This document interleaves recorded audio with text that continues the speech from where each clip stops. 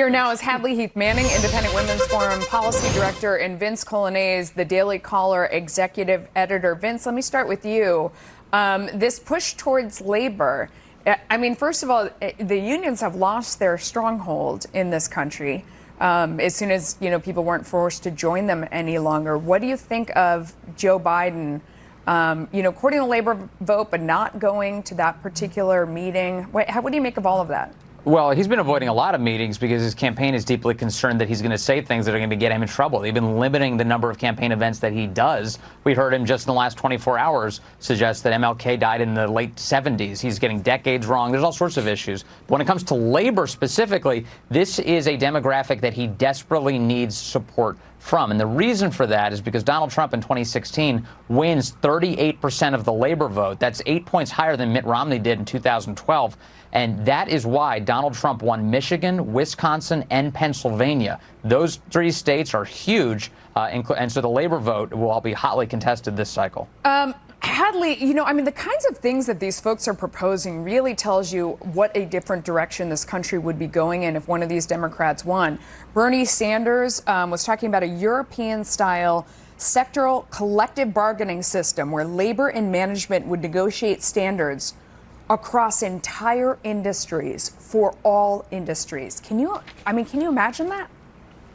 Well, it's a heavy focus on central planning, which is not surprising for Senator Sanders. But one of the reasons we have declining union membership in the United States, about only 1 in 10 Americans are currently enrolled in union membership, is that we simply don't treat our economy that way anymore, where there's an antagonistic relationship between employers and employees. Although if you listen to the policy prescriptions on labor issues from the left, that's typically the framing. Instead, we have a very robust gig economy. More people want to work for themselves. More people are working for themselves, starting small businesses, becoming employers.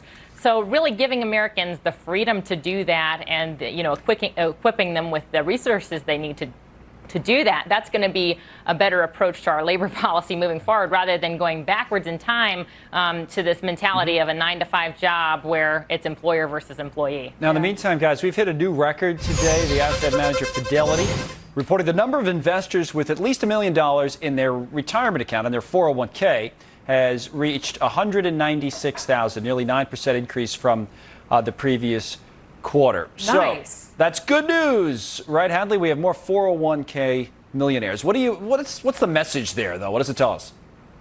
Oh, yeah, it's good news, especially for those millionaires. It makes me think of a John Steinbeck quote who said, socialism never caught on in the United States because the poor people in the U.S.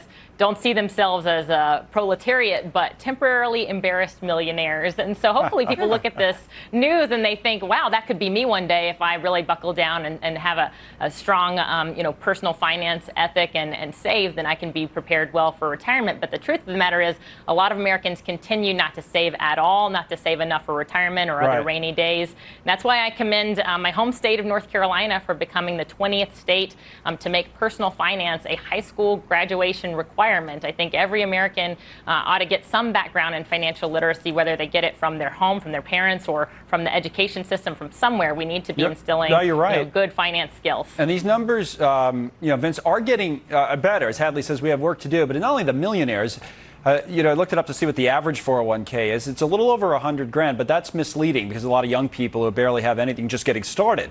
For people who have saved for 10 years, it's over $300,000 on average, and that is way up. In the worst of it, second quarter of 2009, it was under $60,000 when things were horrible in the market. So it does speak, obviously, to how much the market has gone up, and a lot of quote-unquote regular people are benefiting. What do you make of it?